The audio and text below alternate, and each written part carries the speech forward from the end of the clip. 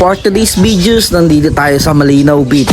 Ay tinatawag itong Secret Beach. Kaya tinawag to Secret Beach, hindi mo agad matatagpuan ang beach na ito. Dahil papasok ka pa dito sa isang eskinita bago ka pumunta.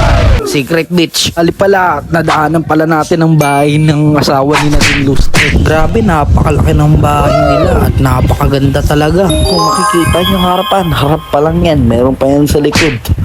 Para makarating ka dito sa Malinaw Beach, mula General Luna, maaari kang gumamit ng e-trike. 30 minutes lang ang biyahe mula General Luna hanggang Malinaw Beach. Kung gusto mo naman magrenta ng motor, pwede naman.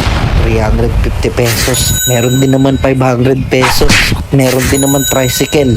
Ang renta ay 50 pesos naman kada isang tao. Depende sa inyo kung saan kayo makakatipid. Ang Malinaw Beach ay may magandang puting buhangin at malinaw na tubig na puno ng kulay ng mga isda at sea slugs. O isang magandang lugar para sa mga gustong mag-relax at mag-enjoy ng beach. Malapit ito sa General Luna at mayroong mga restaurant, bar at club na pwedeng puntahan. Maganda din dito para sa sunrise viewing. Gahanap ka ng lugar na pag-i-stayan. Meron palang malapit dito sa Malinaw Beach. Mayroong Malinaw View Beach Resort na nag-aalok ng luxury at 2-bedroom condos na may magandang view ng Daco Islands at Naked Islands. Pwede ka mag-swimming, mag-snorkeling at mag-sunbathing dito sa may Malinaw Beach. May mga nag-o-offer din ng mga water activities tulad ng paddleboarding at kayaking. Pwede rin mag-explore ng mga karagatan sa paligid ng beach. Panoorin mo lang to hanggang dulo para malaman mo ang mga activity na ginagawa dito sa may Malinaw Beach. Mayroon mga accommodation option na pwede mong pagpilian. Merong Sandy Beach Siargao, isang 4-star beachfront resort. Grabe, may iba't iba talaga yung mga resort dito. At nandito na nga tayo sa may Malinaw Beach.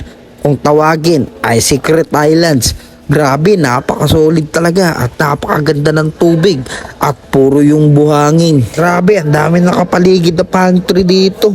Tsaka madami din pala ditong mangroves na pupuntahan din natin mamaya. Sarap talaga mag-relax dito. Mawawala talaga yung pagka-stress ko sa buhay. Yung tubig nga dito, pwede mong inumin sa sobrang linaw.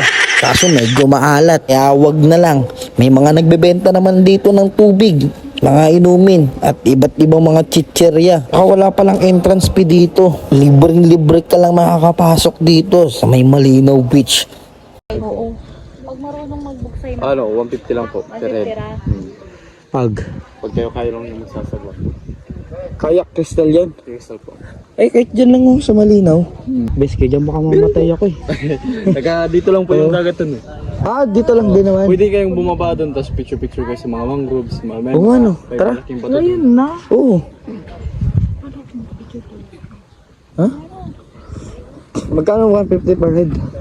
Ano, kung kayo lang. Kung bangka sir, 150 per head din. Pero tour din kayo sa mangrove. Oo. Ikot na din kayo. Yun, Guide paano na eh? po yun. Ah, may week kayo yun. Yun na lang, no? Para safe. Kasi baka mamatay ako. Wala pa. Yes, ang mga sir. Kung kayo Oo. ikot sa mangrove. Balik. Para mag-tour tayo dun, oh. Ano bang gusto nyo? Mas bet nyo? Crystal kaya ko ano? Crystal kayak buses. Sige. Kung may ano ka, ako naman mag-guide sa sarili ko. Ikaw yung mag-guide.